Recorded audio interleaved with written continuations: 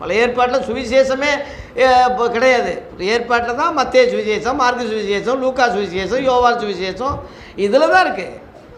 பழைய ஏற்பாட்டில் சுவிசேஷ புஸ்தகம் எங்கே இருக்குது?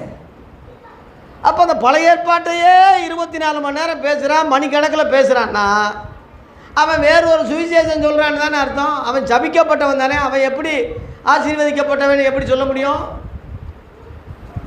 பழைய ஏற்பாட்டில் இயேசுவே வரலையே. அது யூத மதம், பூர்வத்தாருக்கு சொல்லப்பட்டது.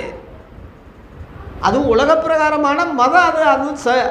அது வந்து இயேசு வராத காலத்தில் சொல்லப்பட்டது. இயேசு வந்துட்டார்ல, வந்த பிறகு அவர் சொன்னதை சொல்கிறதாயா கிறிஸ்தவன். வந்த பிறகு இயேசுவை ஏற்றுக்கொண்டவங்க தான் சீசர்கள், சீசருக்கு தான் கிறிஸ்தவங்கன்னு பேர். இன்றைக்கி ரெண்டுக்கு வித்தியாசம் இல்லாமல் பழைய ஏற்பாடையே மணிக்கணக்கில் பேசுகிறான்னா வேறொரு சுவிசேஷம் சொல்கிறான். அவன் சபிக்கப்பட்டவன் என்ற காரியத்தை தெரிஞ்சுக்கிங்க. ஒன்று.